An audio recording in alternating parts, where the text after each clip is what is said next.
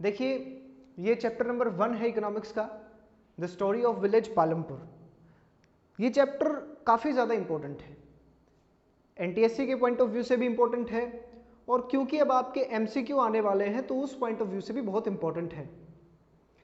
इस चैप्टर में इसकी इंपॉर्टेंस होने के पीछे एक कारण ये भी है कि फैक्चुअल बहुत ज़्यादा है, फैक्ट्स इसमें काफ़ी ज़्यादा है। इस चैप्टर के जो शॉर्ट नोट्स हैं उसका लिंक डिस्क्रिप्शन में है। साथ ही साथ इस चैप्टर में आप साथ साथ टेबल्स बनाते चलें, डायग्राम्स बनाते चलें, ताकि वो फैक्ट्स आपकी नोटबुक में रहें, आपको बार बार बुक को स्टडी ना करना पड़े। दूसरा, इसका जो इम्पोर्टेंस है वो उन बच्चों के लिए है जो 11th में आकर के इकोनॉमिक्स लेना चाहते हैं, भले ही वो ह्यूमैनिटीज़ की साइड से लें या कॉमर्स की साइड से लें। इकोनॉमिक्स की बेसिक अंडरस्टैंडिंग अब आपकी यहाँ पे डेवलप होने लगेगी। देखिए ये जो पालमपुर है ये एक हाइपोथेटिकल विलेज है, हाइपोथेटिकल, रियल में नहीं है, लेकिन इसके बहुत से फैक्ट्स जो हैं वो गिलबर्ट एटनी ने एक सर्वे किया बुलंदशहर डिस्ट्रिक्ट वेस्टर्न यूपी के अंदर, और उसके एक गांव की जो बहुत सी बातें हैं वो यहां पर दिखाई गई। देखिए पालमपुर के अंदर इस चैप्टर को जब हम पढ़ लेंगे तो हमारे पास कुछ चीज़ें बहुत क्लियर होंगी, और जो बेसिक एम है इस चैप्टर को पढ़ने का वो है कि हमें प्रोडक्शन, देखिए इकोनॉमिक्स के अंदर बहुत सी इकोनॉमिक एक्टिविटीज़ को आप पढ़ेंगे, और प्रोडक्शन हमेशा जब जब इकोनॉमिक एक्टिविटीज़ की बात आती है तो प्रोडक्शन को हमेशा फर्स्ट नंबर के ऊपर रखा जाता है। तो इस प्रोडक्शन से रिलेटेड, प्रोडक्शन का मतलब किन्हीं गुड्स या सर्विसेज की प्रोडक्शन करना, आप अपने जैसे आपने देखा कार की मैन्युफैक्चरिंग हो रही है, कार प्रोडक्शन है, या और कोई भी एक्टिविटी जिसमें किसी गुड्स या सर्विसेज, बहुत सी सर्विसेज हैं। Right now I am providing you the services of a tutor, मैं आपको पढ़ा रहा हूं तो मैं अपनी सर्विसेज दे रहा हूं, मैं सर्विसेज का प्रोडक्शन कर रहा हूं। प्रोडक्शन यानी कि किसी चीज में हम वैल्यू ऐड कर रहे हैं। इसको बहुत ब्रॉड लेवल पे तो आप क्लास 11th में पढ़ेंगे और 12th में पढ़ेंगे जीडीपी कैलकुलेशन में, लेकिन प्रोडक्शन का मतलब है कि किसी गुड्स या सर्विसेज की प्रोडक्शन करना। अब इस प्रोडक्शन से रिलेटेड चीज़ों को हम इस पालमपुर के ये पालमपुर विलेज के उसके ज़रिए हम समझेंगे। देखिए पालमपुर जो है इसके बारे में कुछ बेसिक फैक्ट्स को हमें पहले ही पढ़ना होगा। पालमपुर के अंदर हम देखें तो पालमपुर के अंदर जो सोसाइटी है वो कैसी है, सबसे पहला हम जब देखेंगे तो वहाँ की सोसाइटी कैसी है जी। हम पालमपुर की सोसाइटी के बारे में बात करें तो पालमपुर के अंदर टोटल 450 फैमिलीज हैं, 450 लोग नहीं हैं, 450 फैमिलीज हैं, परिवार हैं। एक परिवार में कितने भी सदस्य हो सकते हैं, हो सकता है 2 हो, 3 हो, 4 हो, 5 हो, कितने भी हो सकते हैं। इन 450 फैमिलीज के अंदर जो डिवीजन है वो कुछ इस तरह है साहब कि इसके अंदर 150 जो फैमिलीज हैं यानी कि 1/3 जो है वो दलित हैं, दलित एससी। देखिए जो दलित वर्ड है, इस वर्ड के बारे में मैं थोड़ा सा आपको बता दूं। दलित पहले दलित नहीं था, दलित वर्ड इन जो जिन कास्ट के लोगों को, जिन समुदायों को बहुत ज़्यादा प्रताड़ित किया गया, उनके ऊपर बहुत ज़्यादा ऑपरेशन हुआ एंशिएंट टाइम्स में, मिडिवल टाइम्स में, तो उन लोगों ने अपने लिए इस वर्ड का एक जो है इस वर्ड को यूज़ करना शुरू किया। और इस वर्ड का मतलब होता है सप्रेस्ड, कि भाई हमें दबाया गया है बहुत ज़्यादा। तो जो 150 फैमिलीज हैं इसके अंदर वो हैं दलित्स, और 80 जो फैमिलीज हैं वो हैं अपर कास्ट। ये एक बेसिक डिवीजन है, अपर कास्ट और 150 फैमिलीज यानी कि 1/3 जो फैमिलीज हैं वो दलित्स हैं। ठीक है जी। यहाँ पर लोगों को हमने देखा, तो अब ये भी यहाँ पर हमने लोगों को देखा, तो अब हमें ये भी देखना है कि ये लोग अपना लाइवलीहुड कैसे कमाते हैं। लाइवलीहुड के लिए ये लोग क्या करते हैं, अपने जीवन याचन के लिए ये लोग क्या करते हैं। देखिए पालमपुर के अंदर फार्म और नॉन फार्म दोनों एक्टिविटीज है। फार्म यानी कि वो एक्टिविटीज जो कि खेत में की जाए, यानी कि आपकी जो है फार्मिंग, यहां आप उसके बारे में पढ़ेंगे। नॉन फार्म एक्टिविटीज अपने आप में एक टॉपिक है इस चैप्टर के अंदर। इस पूरे टॉपिक को लास्ट में हम पढ़ेंगे, इसको एज अ सब टॉपिक हम यहां पर नहीं डिस्कस करेंगे। देखिए फार्मिंग जो है वो मेन सोर्स ऑफ लाइवलीहुड है। 75% पॉपुलेशन इसके ऊपर डिपेंडेंट है। याद रखिए 75% पॉपुलेशन फार्मिंग पे डिपेंडेंट है। अब 75% पॉपुलेशन जिस चीज के ऊपर डिपेंडेंट है उसके अंदर हम देखेंगे कि फार्म जो है यानी कि जो लैंड है उसका डिस्ट्रीब्यूशन कैसे है। लैंड डिस्ट्रीब्यूशन की अगर हम बात करें कि जमीन कैसे बटी हुई है, जमीन का क्या सिस्टम वहां पर हमें देखने को मिला है। देखिए टोटल जो कल्टीवेबल लैंड है, टोटल कल्टीवेबल लैंड यानी कि वो जमीन जिस पर खेती हो सकती है। बहुत सी ऐसी जमीन होती है जिस पर खेती नहीं की जा सकती, वो जमीन तो है लेकिन उस पर खेती नहीं कर सकते, that is known as waste land, barren land. तो जो टोटल कल्टीवेबल लैंड है यहां पर वो है 200 हेक्टेयर्स। देखिए हेक्टेयर जो है ये बॉक्स में भी दिया गया है और एक मार्क्स में कभी कभी आ जाता है कि हेक्टेयर में कितनी जो है वो होगा। तो एक स्क्वायर ले लीजिए आप और उस एक स्क्वायर की जो साइड है वो 100 मीटर्स है, सभी साइड्स बराबर होती हैं तो जो इसका एरिया होगा वो होगा 100 इंटू 100। तो एक हेक्टेयर भी 100 इंटू 100 मीटर स्क्वायर होगा। इतना हेक्टेयर यहां पर जमीन है, 200 हेक्टेयर्स की यहां पर जमीन है। और इस 200 हेक्टेयर का डिवीजन किस तरह से है, देखिए 150 फैमिलीज जो हैं, 150 फैमिलीज नो लैंड।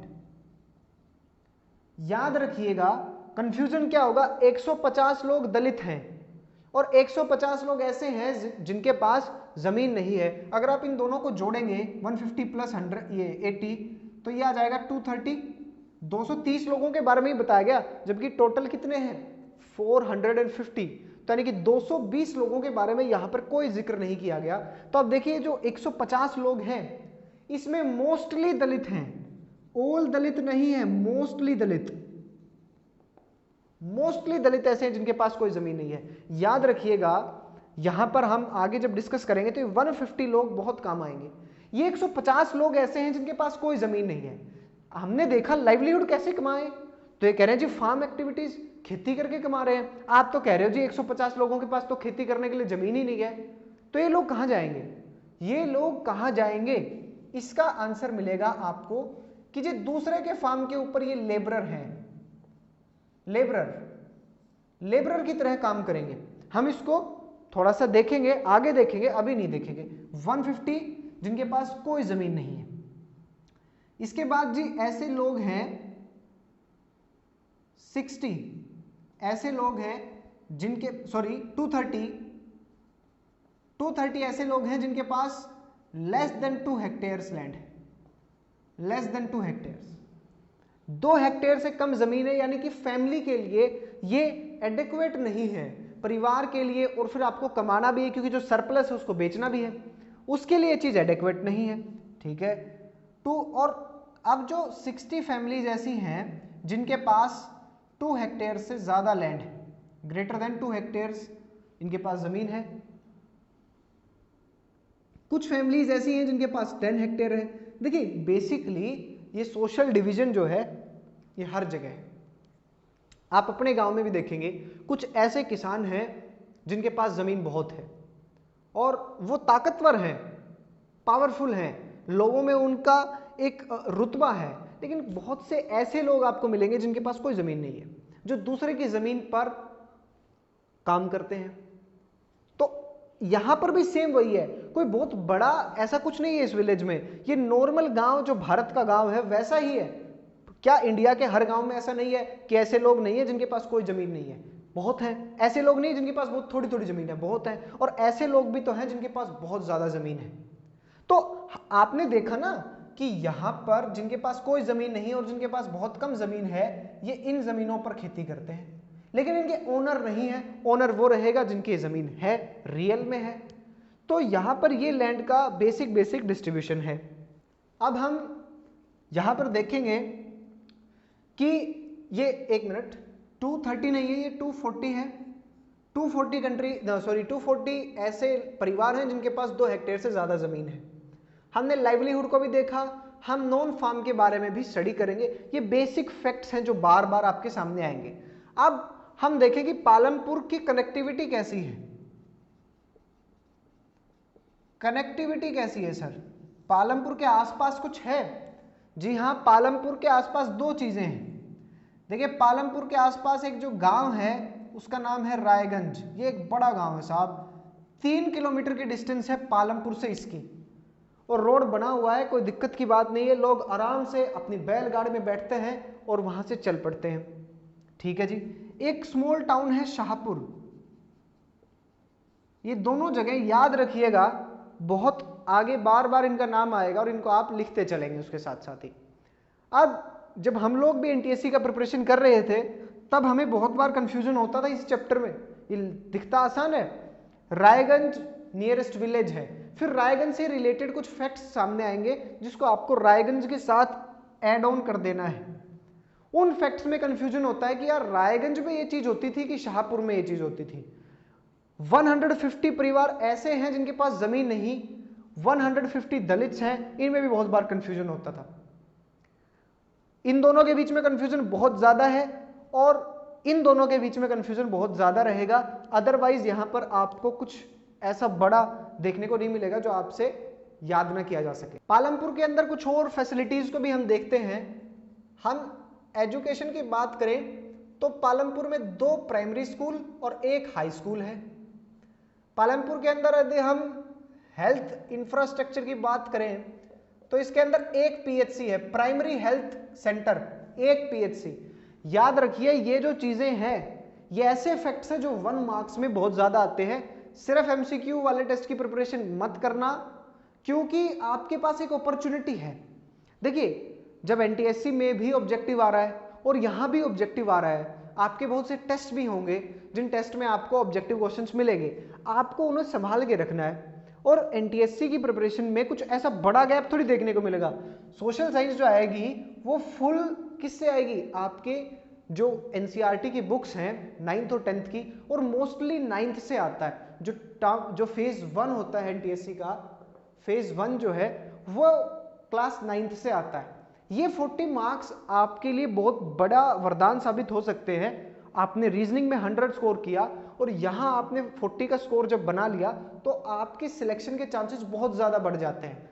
फिर और सब्जेक्ट्स आपकी रैंक्स डिसाइड करेंगे। सिर्फ आपको याद रखना है कि इसमें आपको कुछ एक्स्ट्रा पढ़ना ही नहीं, सिर्फ अपनी एनसीईआरटीज को पढ़ना है। यही फैक्ट्स पूछे जाएंगे, इन फैक्ट्स को ध्यान से आप रखिए, ध्यान से आप नोट करते चलिए। यहां पर एनटीएससी में पूछे जाने लायक एक भी क्वेश्चन नहीं बन रहा है। वहां आपसे इतने बारीक फैक्ट्स, ये अननेसेसरी चीजें याद रखिए। आपको एक डिवीजन करना होगा अननेसेसरी और नेसेसरी का। इनमें कौन सी चीज जरूरी है, कौन सी चीज मेरे टैलेंट को परखने के लिए पूछी जा सकती है? क्या ये पूछा जाएगा क्या कि पालमपुर में कितने लोगों के पास खेती करने के लिए जमीन नहीं है? नहीं, अननेसेसरी फैक्ट्स को बिल्कुल याद नहीं रखना है। लेकिन ये आपको बेसिक ओवरव्यू बता रहा है, ये आपको इंडियन सोसाइटी की कंडीशंस से भी तो आपको अवगत करवा रहा है। वहां कैसे कैसे लाइवलीहुड चल रहा है उनके बारे में भी आपको बता रहा है। ये नहीं आएगा कि पालमपुर में कितने हेल्थ सेंटर्स हैं, पालमपुर के अंदर कितने पब्लिक स्कूल, वो प्राइमरी स्कूल्स हैं, पालमपुर के अंदर 1 पीएचसी है और 1 प्राइवेट डिस्पेंसरी है। ये क्वेश्चंस भले ही नहीं आएंगे, यहां से एक भी क्वेश्चन नहीं आएगा। और आपके एमसीक्यू में भी जहां तक अंदाजा लगाया जाए इनमें से कोई क्वेश्चन नहीं आ सकता।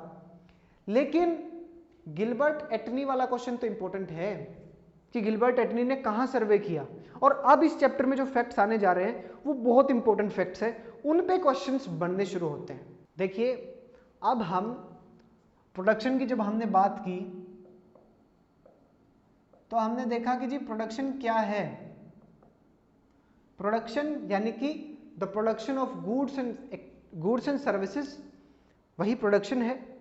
प्रोडक्शन क्यों की जाती है? देखिए, आपके यहां प्रोडक्शन का जो एम बताया गया वो बताया गया कि जो चीजें हमें चाहिए उनको बनाने के लिए, लेकिन प्रोडक्शन एक्चुअली में प्रॉफिट मोटिव से की जाती है। मैं कोई चीज बनाऊंगा तो क्या मैं इसलिए बनाऊंगा कि सोसाइटी को जरूरत है, यार पढ़ाना चाहिए लोगों को, मैं अपनी सर्विसेज दे रहा हूं, तो क्या मैं इसलिए दे रहा हूं? नहीं। What is the main objective? The main objective is to earn profit. लेकिन आपकी बुक के अकॉर्डिंग मेन ऑब्जेक्टिव क्या है कि जी हमें जो चीजें चाहिए वो बना रहे। वहां वो सोसाइटी की बात कर रहा है, वहां वो सेल्फ प्रोडक्शन की बात कर रहा है। प्रोड्यूसर के पॉइंट ऑफ व्यू से जो मेन ऑब्जेक्टिव है वो प्रॉफिट कमाना है और अपनी सेल्स को मैक्सिमाइज करना है। देखिए, जब हम किसी चीज का प्रोडक्शन कर रहे हैं, जैसे मैं पढ़ा रहा हूं, मुझे पढ़ाने के लिए क्या क्या चाहिए, सोचने की बात है, मैं ऐसे ही थोड़ी ना पढ़ाने लग गया हूं। मुझे बोर्ड चाहिए, मुझे मार्कर चाहिए, मुझे एक मोबाइल फोन चाहिए या कैमरा चाहिए जिससे कि मैं रिकॉर्ड करूं, मुझे एक लैपटॉप चाहिए। ये एक नॉर्मल टीचर क्या पढ़ाएगा, उसे क्लासरूम चाहिए, बच्चे चाहिए, बोर्ड चाहिए, मार्कर, चौक, ये चीजें चाहिए ना। तो जब हम किसी चीज को कर रहे हैं तो उसको करने के लिए हमें कुछ चीजों की जरूरत होती है, इनपुट्स की जरूरत होती है, फिर हम कोई आउटपुट दे पाते हैं। मैंने कुछ पढ़ा, वो इनपुट मैंने अपने आप को दिया, फिर मैंने उसको प्रोसेस किया, उनको कनेक्ट किया कि यार ये चीज ऐसे है। जब मैंने उसको कनेक्ट किया तो मेरे सामने वो चीज क्लियर हुई और फिर मैंने आउटपुट दिया कि मैं आपको पढ़ा रहा हूं। तो यही जो प्रोडक्शन की प्रोसेस है, तो आपने कोई इनपुट तो दिया होगा, कोई ऐसा इनपुट जिससे कि आपका आउटपुट निकले। तो ऐसे इनपुट्स के बारे में अब हम देखेंगे कि ऐसी कौन सी चीजें हैं जो हमें प्रोडक्शन में चाहिए। देखिए, ऐसी 4 चीजें हैं जो हमें प्रोडक्शन में चाहिए और उनको बोला जाता है फैक्टर्स ऑफ प्रोडक्शन।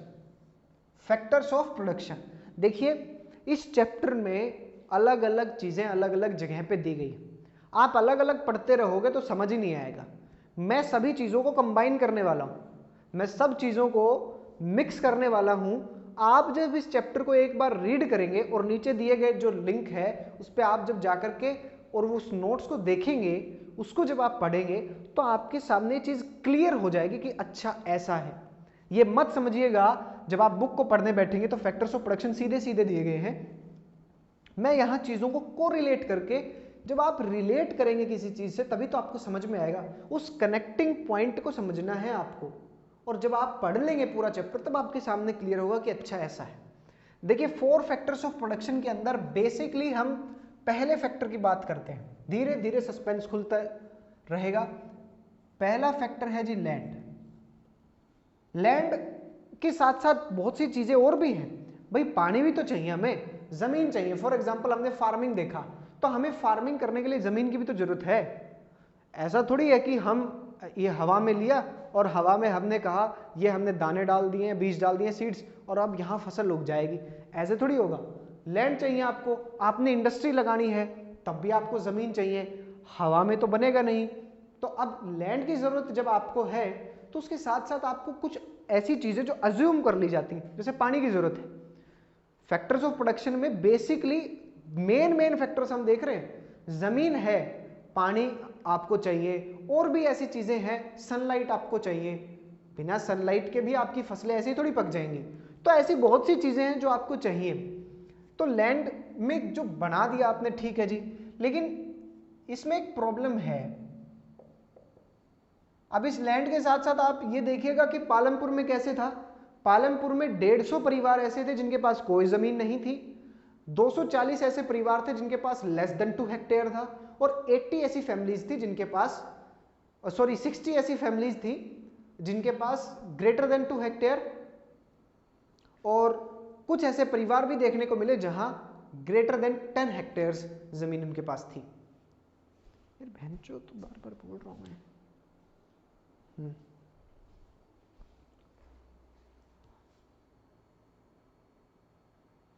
लेकिन जमीन के साथ ये जो दिक्कत है कि फिक्स्ड है, ऑलमोस्ट फिक्स्ड है। अब जमीन ऐसे तो है नहीं कि जो आपकी किसी, ये एक नेचुरल रिसोर्स है और ये एक ऐसा नेचुरल रिसोर्स है जो फिक्स है। अगर जमीन बढ़ सके तो हम सब लोग चप्पल मार मार के जमीन को बढ़ा देंगे और प्रोडक्शन करेंगे अपनी मर्जी से कि बहुत प्रोडक्शन कर सकते हैं। लेकिन जमीन फिक्स है, फिक्स, इसको बढ़ाया जा सकता है। कैसे बढ़ाया जा सकता है? और लैंड भी कौन सी, फार्मिंग के लिए हमें अगर लैंड की बात करनी है तो हमें कौन सी लैंड चाहिए? हमें कल्टीवेबल लैंड चाहिए, ऐसी जमीन जिसके ऊपर हम खेती कर सके, हमें वो जमीन चाहिए। अगर किसी किसान को आप कहेंगे कि ये लीजिए, ये बंजर भूमि है और 100 एकड़ जमीन है, जाओ कर लो खेती, तो वो क्यों करेगा? वो पागल है क्या? उसको पता है कि उस 100 हेक्टेयर से वो 2 हेक्टेयर में काम करेगा कल्टीवेबल लैंड पे, उसमें ज्यादा प्रोडक्शन होगा। तो बैरन लैंड की बात है ही नहीं, कल्टीवेबल लैंड की बात है। अब कल्टीवेबल लैंड को बढ़ाने के दो तीन तरीके, एक तरीका जो सबसे मेन है वो है कि आप फॉरेस्ट लैंड को काट दें। जो ब्रिटिशर्स ने इंडिया में करवाया, जो संथाल्स के बारे में आप पढ़ के आए हैं 8th में भी और आगे भी पढ़ेंगे 12th में, फॉरेस्ट उन्होंने कहा लोगों से, इंडियंस, उन्होंने क्या किया कि कुछ ऐसे लोग थे जिनसे कहा कि ये फॉरेस्ट काटो और खेती करो, तो उन्होंने मना कर दिया। तो वो संथाल्स को लेकर के आए कि तुम पेड़ काटोगे, काट देंगे साहब, जाओ काट दो। तो उन्होंने पेड़ काटे और उन पेड़ काट के उन्होंने उस फॉरेस्ट लैंड को कल्टीवेबल लैंड में कर दिया। लेकिन फॉरेस्ट के बारे में आप अगले साल पढ़ेंगे कि 33% फॉरेस्ट होने चाहिए इंडिया के अंदर, फॉरेस्ट लैंड होनी चाहिए, जिससे कि हम कम हैं। अब कल्टीवेबल लैंड तो बढ़ ही नहीं सकती। अब जब बढ़ ही नहीं सकती, एक तरीका है कि कोई वेस्ट लैंड है, ऐसे ही कोई है, उसको हम कोशिश करें किसी तरीके से और कल्टीवेबल लैंड बना सके, लेकिन वो भी नहीं संभव है। तो पालमपुर में 1960 से जो जमीन है वो फिक्स है और वो है 200 हेक्टेयर, 200 हेक्टेयर जमीन है पालमपुर के अंदर, वो फिक्स है। तो ये कंस्ट्रेंट था कि यार 200 हेक्टेयर जमीन है सिर्फ, डिवीजन भी अनइक्वल है, अनइक्विटेबल डिस्ट्रीब्यूशन है कि यार जरूरत के हिसाब से नहीं मिल रही हैं चीजें। एक तरफ तो 150 लोग ऐसे जिनके पास जमीन है ही नहीं, 10 लोग ना, कुछ परिवार ऐसा है जिनके पास 10 हेक्टेयर से भी ज्यादा है। तो अब इन्होंने एक क्वेश्चन किया, लेकिन पॉपुलेशन बढ़ रही है, ये याद रखिए, पॉपुलेशन इंक्रीज हो रही है। तो हमने देखा कि वो जो लोग थे, जो लोग किसी जमीन पर काम, दूसरे की जमीन पर काम कर रहे थे, उनमें भी कंपटीशन बढ़ता चला गया, यार कौन काम करेगा, किसको काम मिलेगा, किसको काम नहीं मिलेगा। ऐसी सिचुएशन में एक क्वेश्चन अराइज होता है कि प्रोडक्शन जो है, क्या सेम जमीन के ऊपर प्रोडक्शन बढ़ाई जा सकती? जहां आप 1 हेक्टेयर के ऊपर 10 kg प्रोडक्शन कर रहे थे, क्या वही 1 हेक्टेयर के ऊपर 20 kg प्रोडक्शन किया जा सकता है? क्या पॉसिबल है? बोला हाँ जी पॉसिबल है। 2 तरीके बताए कि आप 2 तरीकों से प्रोडक्शन बढ़ा सकते हो, अपनी सेविंग्स, अपने परिवार के लिए जो आपका जो प्रॉफिट है उसको बढ़ा सकते हो। तो जी पहला उन्होंने बताया कि आप मल्टीपल क्रॉपिंग कीजिए। मल्टीपल क्रॉपिंग, मल्टीपल क्रॉपिंग का तो नाम से ही पता चल रहा है कि साल में आप एक फसल मत उगाइए, आप एक से ज्यादा फसल उगाइए। और ये लोग बहुत सीरियस थे, इन लोगों ने कहा कि हम 2 क्यों, हम 3 फसल उगाएंगे। तो इन्होंने 3 फसलें उगानी शुरू की।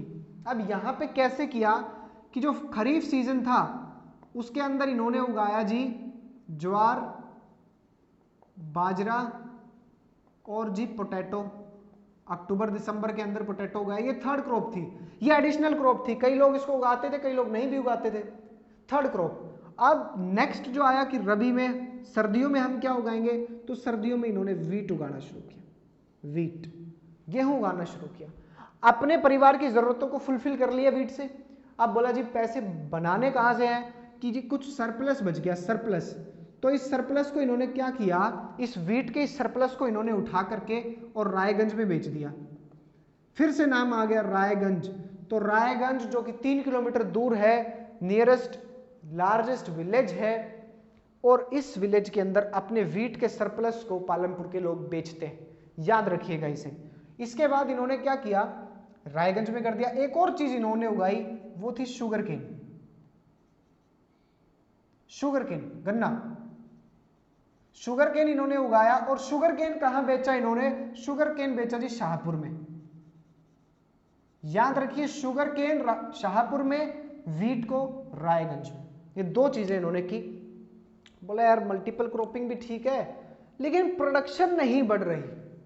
आप एक क्रॉप उगा ली, आप चाह रहे हैं कि यार यहां 1 क्विंटल बाजरा जहां हो रहा है वहां 10 क्विंटल बाजरा होना चाहिए, जहां 1 क्विंटल वीट हो रहा है वहां 10 क्विंटल वीट होना चाहिए।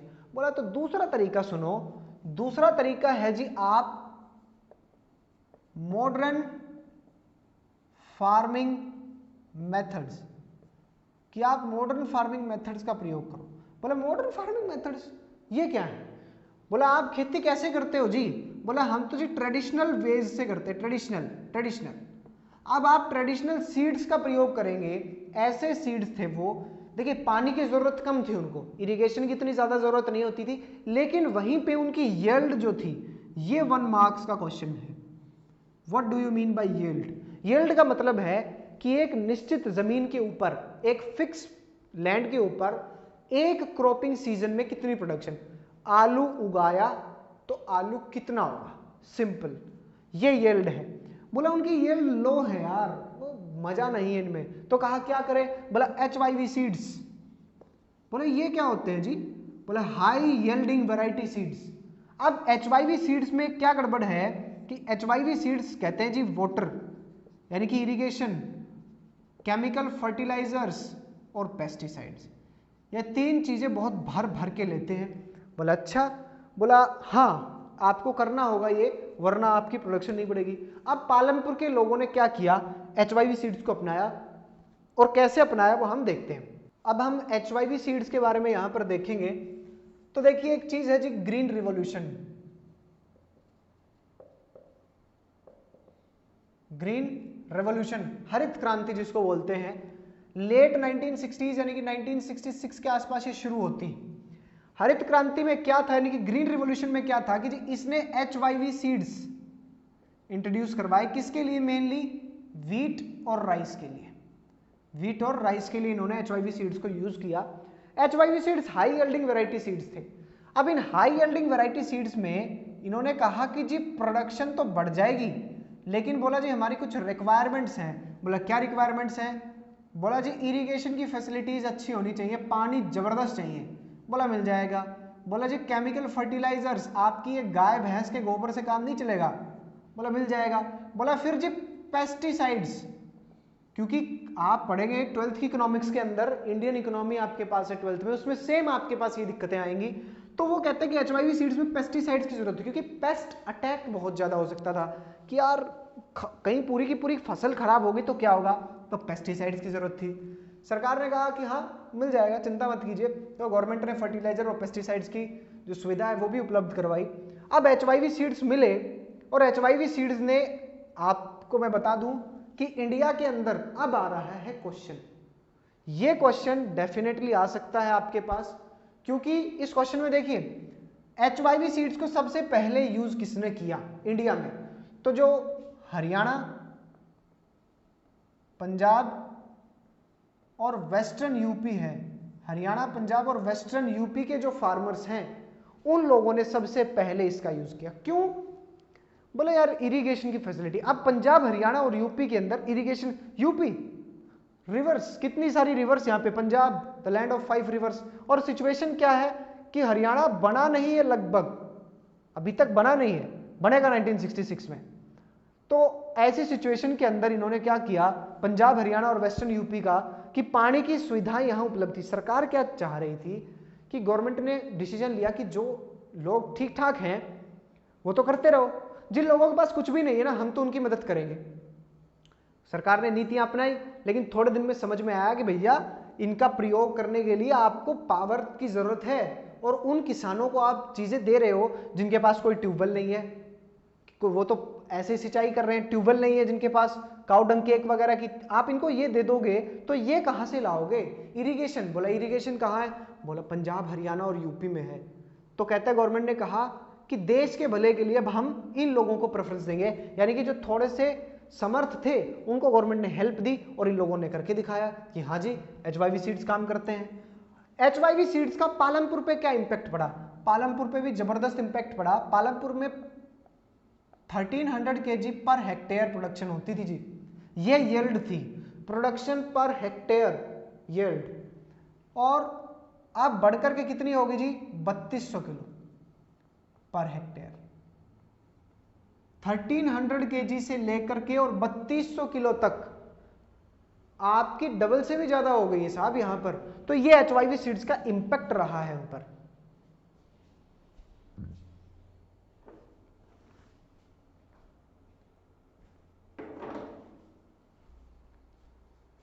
अब इसके कुछ क्रिटिसिज्म्स भी देखने को मिले, कुछ नेगेटिव्स।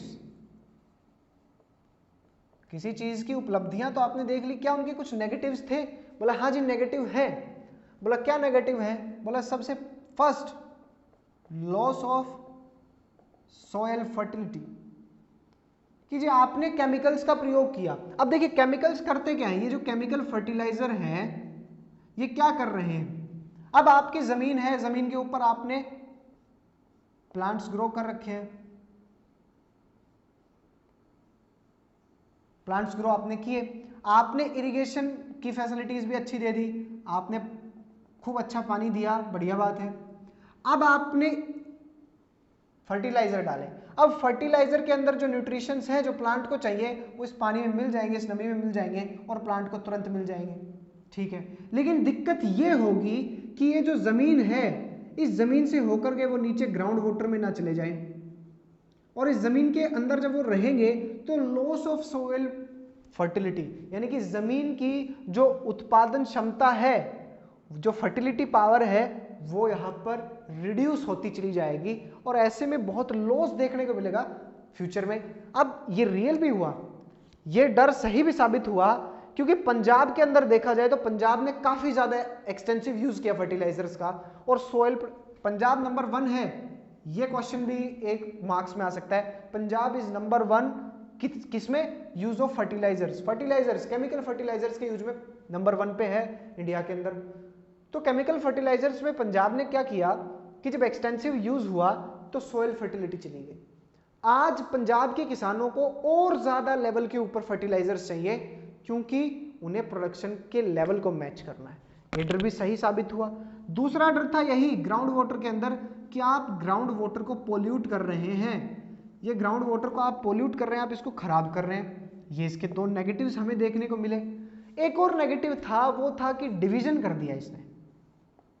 हालांकि ये क्लास 12th में ये काम का नहीं है, लेकिन फिर भी देख लेते हैं डिवीजन कि जो जिन लोगों ने इनका फायदा उठा लिया, रिसोर्सेज थे जिनके पास, उन्होंने प्रोडक्शन बढ़ाया तो प्रॉफिट ज्यादा कमाया, जिन नहीं उठा पाए वो फिर पीछे रह गए। तो ये इसके आपने पहला फैक्टर ऑफ प्रोडक्शन लैंड पढ़ा, लैंड से रिलेटेड पालमपुर के सब फैक्ट पढ़ लिए और इंडिया के सब फैक्ट पढ़ लिए। अब हम दूसरे पे आएंगे और फिर बुक के अंदर जो भी चीजें थी वो हम यहाँ पर ले आएंगे, मगअप कर चुके हैं, यहाँ पर लाएंगे, आपको समझ में आ जाएगा कि अच्छा ये। अब जो सेकंड नंबर पे हमारे पास फैक्टर ऑफ प्रोडक्शन है वो है जी लेबर, यानी कि आपके जगह पे काम कौन करेगा, आपके खेत में काम कौन करेगा, आपकी इंडस्ट्री में काम कौन करेगा। तो हम देखें पालमपुर के अंदर फार्मिंग की बात करें हम, तो 2 तरह के किसान हमने देखने को मिले। एक कैटेगरी थी जी स्मॉल और एक कैटेगरी थी मीडियम एंड लार्ज, यानी कि 2 हेक्टेयर, ये वो लोग नहीं है जो 2 हेक्टेयर है। Small and marginal farmers 10 hectare से कम के लोगों को ही बोला जाएगा। अब स्मॉल फार्मर्स जो थे वो तो सेल्फ कि अपने फैमिली के लोगों को लेकर के खेती करने जाएंगे, साहब खाने पीने का पैसा नहीं है तो किसी और को कैसे खेती के लिए बुला सकते हैं, ये तो खुद जाएंगे।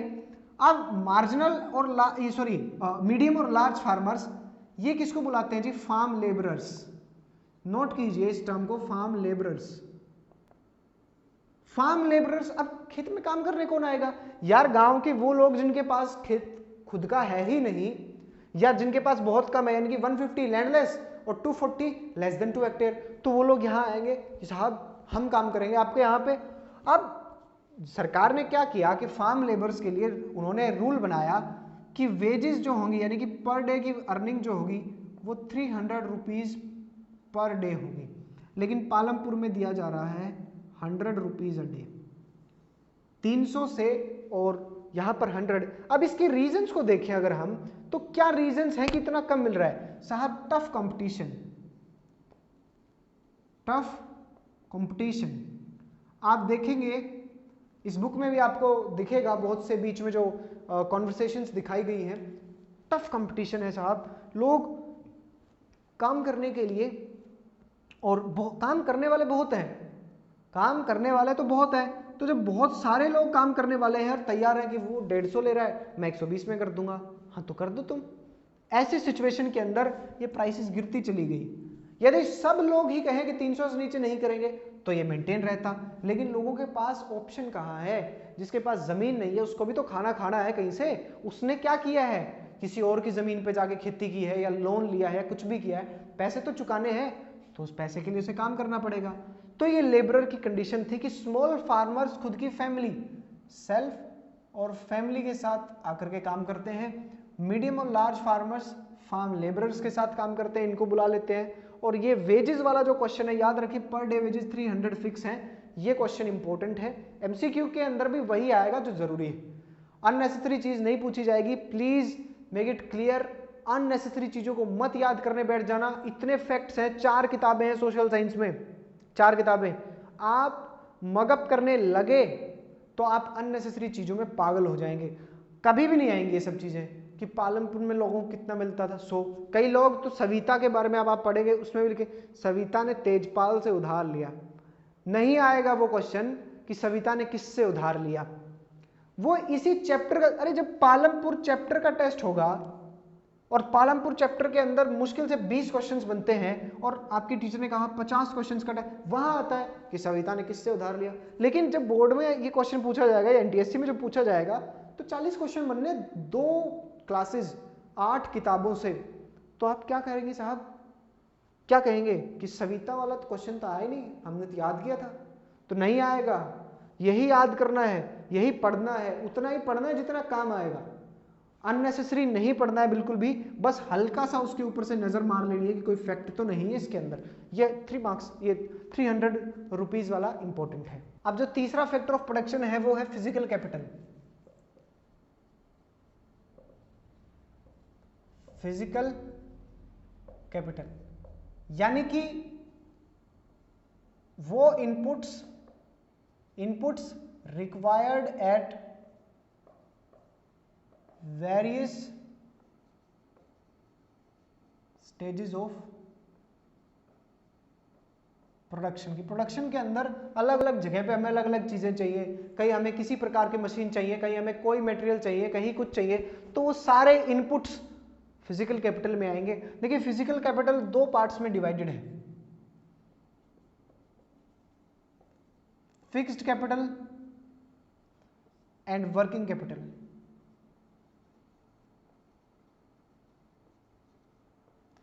फिक्स्ड कैपिटल की बात करें तो फिक्स्ड कैपिटल में आप देखें वो चीज जो फिक्स है। अब आप एक बात बताइए, आपने जो बिल्डिंग बना दी, बिल्डिंग, क्या वो बिल्डिंग आप ऐसा तो है नहीं कि ये बिल्डिंग उठाया और दूसरी जगह पे रख दिया, वो फिक्स है। प्लांट, मशीनरी, जो मशीन्स हैं वो फिक्स्ड कैपिटल्स हैं, टूल्स हैं वो फिक्स्ड कैपिटल है। अब इनके हेल्प से आप दूसरी चीजों का प्रोडक्शन करेंगे। वर्किंग कैपिटल के अंदर 2 चीजें आती हैं। वर्किंग कैपिटल कहती है जी रॉ मटेरियल, कि डिफरेंट स्टेजेस के ऊपर आपको रॉ मटेरियल्स की जरूरत होगी। यानी कि कोई तो आपको कच्चा सामान चाहिए तभी तो आप किसी फिनिश्ड गुड्स का प्रोडक्शन करेंगे। आपके पास कॉटन ही नहीं है तो आप कपड़ा कैसे बना देंगे। अब उसके साथ साथ आपको चाहिए money in hand, very important, money in hand, जमीन। अब देखिए आपको कोई चीज खरीदनी है, ये रॉ मटेरियल खरीदना है, कहां से पैसा आएगा, यहां से पैसा आएगा। और कोई प्लांट एक्वायर करना है या कोई और चीज ऐसी जो हमें उस समय जरूरत है तो मनी इन हैंड से आएगी। अब इन वर्किंग कैपिटल में और इस फिक्स्ड कैपिटल में जो डिफरेंस है वो डिफरेंस ये है कि ये दोनों चीजें, ये रॉ मटेरियल और मनी इन हैंड, ये यूज्ड हो जाती हैं in the production. Raw material और money in hand used up, they are used up in the process of production. जबकि फिक्स्ड कैपिटल, भाई आपने कपड़ा बना दिया, कॉटन से कपड़ा बना दिया, अब वो कॉटन तो कपड़े में बन गया ना, वो तो ट्रांसफॉर्म हो गया, लेकिन क्या आपकी बिल्डिंग किसी और चीज में ट्रांसफॉर्म हो गई, क्या आपकी बिल्डिंग खत्म हो गई, नहीं, वो तो वही है। तो ये चीजें यूज्ड अप हो जाती हैं और ये बच जाती है, तो that is the difference between these two. अब कैपिटल की बात करें तो ये मनी इन हैंड हम देखें तो साहब पालमपुर में कहां से आती है ये मनी इन हैंड। पालमपुर के अंदर फिर से वही बात, स्मॉल, वो लोन्स लेते हैं। किससे लोन लेते हैं, वही गांव के बड़े लोगों से। जैसे सविता का एग्जांपल है, सविता ने तेजपाल से उधार लिया है, इंटरेस्ट 24% 4 महीने के लिए। और सोच के देखिए किसान के ऊपर आपने 4 महीने के लिए 24% रेट ऑफ इंटरेस्ट, आपके ही खेत में काम करेगी अब वो, और 100 रुपये आपको, आप उसको देंगे, 300 तो फिक्स्ड है। तो ये एक्सप्लॉयटेशन के अंदर भी आता है, ये स्मॉल फार्मर्स। लेकिन जो मीडियम और लार्ज फार्मर्स हैं वो साहब उनके पास सेविंग्स हैं, सेविंग्स बैंकों में सेविंग है, तेजपाल का ही एग्जाम्पल सामने आएगा कि तेजपाल 350 क्विंटल गेहूं ज्यादा है, 350 केजीज जो उसके पास गेहूं है वो ज्यादा है, उसको जाता है बाजार में बेच देता है, पैसा निकालता है, बैंक में डाल देता है, और अब सोच रहा है कि मैं एक ट्रैक्टर खरीद लेता हूं। तो अब नए नए एसेट्स एक्वायर कर रहे हैं, तो सेविंग है इनके पास, अपनी सेविंग को यूज करेंगे। यहां लोन में एग्जांपल्स हैं, उन एग्जांपल्स को आप थोड़ा सा स्टडी कर लें, हालांकि इतने ज्यादा इंपॉर्टेंट उनको हम नहीं कह सकते। तो ये दो चीजें रहेंगी फिजिकल कैपिटल के अंदर। जो लास्ट फैक्टर ऑफ प्रोडक्शन है वो है जी ह्यूमन कैपिटल। ह्यूमन कैपिटल, अब प्लीज इसकी डेफिनेशन को ध्यान से समझिएगा। The stock of skills,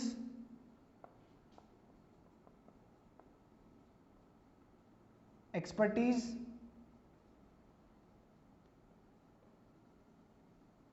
and knowledge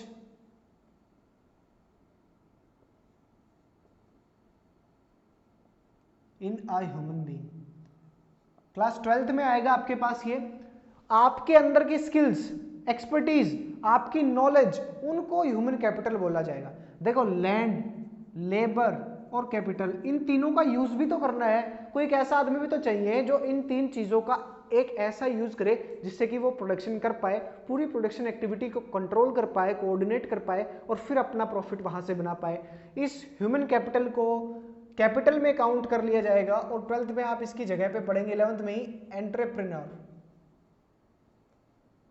जो फोर्थ फैक्टर ऑफ प्रोडक्शन है दैट इज एंटरप्रेन्योर, जिसके पास ये सब कुछ होता है, जिसके पास स्किल्स है, एक्सपर्टीज है, नॉलेज है, वो पूरी प्रोडक्शन एक्टिविटी को कंट्रोल करता है और लास्ट में इन सब लोगों को, लैंड, लेबर, कैपिटल को इनका पैसा देता है और खुद का प्रॉफिट लेकर के निकल जाता है।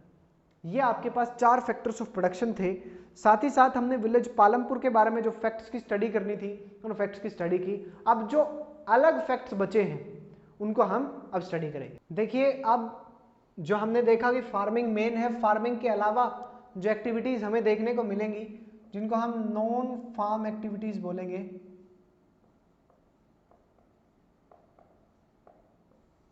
Non farm activities. Sir 4 main activities are given here. First dairy, second manufacturing, third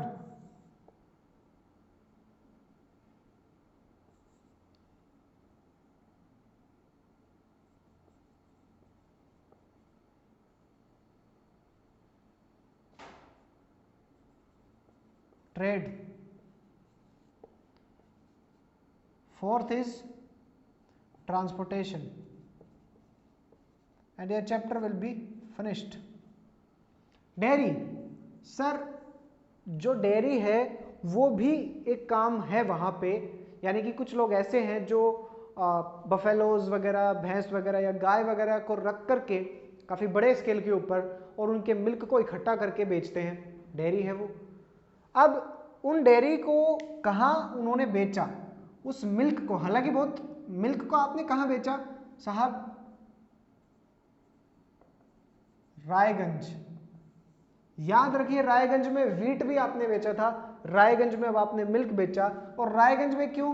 क्योंकि रायगंज के अंदर कलेक्शन एंड चिलिंग सेंटर है। क्वेश्चन यह आ सकता है कि कहां से बाहर भेजा जाए। देखिए कलेक्शन एंड चिलिंग सेंटर है मिल्क के लिए और यहां से मिल्क को एक्सपोर्ट किया जाता है बाहर।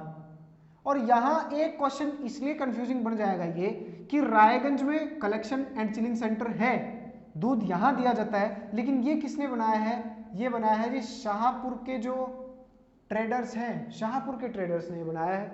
It is very important. Now manufacturing, देखिए मैन्युफैक्चरिंग का मतलब है कि कोई इंडस्ट्री वगैरह लगा करके आप किसी चीज का प्रोडक्शन करें, लेकिन यहां स्मॉल स्केल के ऊपर है जी, स्मॉल स्केल। आप पढ़ेंगे एक एग्जाम्पल, करीम का एग्जाम्पल आप पढ़ेंगे जिसने कंप्यूटर सेंटर खोला, गांव की 2 महिलाएं जिनको कंप्यूटर के बारे में थोड़ी नॉलेज थी उन्हीं को बुला करके काम पर ले लिया। एक और व्यक्ति ने जो है शुगर केन क्रशिंग मशीन, जो मिश्री लाल का एग्जाम्पल आप देखेंगे, 2 एग्जाम्पल्स यहाँ पे बहुत इंपॉर्टेंट है, मिश्री लाल, करीम। मिश्री लाल ने क्या किया कि आप पहले कोहलू से आप बना रहे हैं शुगर केन से गुड़, नाउ ही सेड कि शुगर केन क्रशिंग मशीन की लाओ मशीन में डाल दो। और करीम साहब ने क्या किया, इन्होंने कहा कि लाओ कंप्यूटर सेंटर खोल देते हैं गाँव के लोगों के लिए, यहाँ आप आकर के कंप्यूटर चला सकते हैं। इस इंडस्ट्री में लेस देन 50, याद रखिए मैन्युफैक्चरिंग में लेस देन 50 लोग इंगेज्ड हैं, ये फैक्ट्स इंपॉर्टेंट है। ट्रेड, देखिए ट्रेड का मतलब कुछ नहीं है, शॉपकीपर, दुकानदार, बाहर से कोई चीज ले आया, यहाँ आप उसके गांव में आप जाकर के खरीद सकते हैं। ट्रेडर का मतलब यहाँ शॉपकीपर ना। Transportation, transportation is increasing day by day, transportation बढ़ रहा है। अब ट्रांसपोर्टेशन बढ़ेगा क्यों, क्योंकि आपके पास रोड्स की फैसिलिटी है। देखिए ये जो पालमपुर है इसमें रोड्स हैं, इलेक्ट्रिसिटी भी अच्छे से है, तभी तो मॉडर्न फार्मिंग फैसिलिटीज चली साहब, इरिगेशन था, ट्यूबवेल्स थे, इलेक्ट्रिसिटी सही टाइम पे आ रही थी, तभी तो पालमपुर में प्रोडक्शन बढ़ी थी। तो यहाँ वो चीज़ें हैं, तो बहुत से हैं जैसे कि ब्लॉक कार्ड्स हैं, और ये बीसी नहीं लिखेंगे, ब्लॉक कार्ड्स हैं, और क्या है जी आपके पास कुछ व्हीकल्स भी हैं, मोटरसाइकिल है, etcetera. these 4 things are in non-farm activities। Chapter काफी छोटा है लेकिन बिखरा हुआ है। when the chapter is scattered, the facts are scattered, तो उनको मेमोराइज करना बहुत मुश्किल है, इसीलिए I have given a PDF in the description, you can go, you can check that out, और उससे आपको डेफिनेटली हेल्प मिलेगी।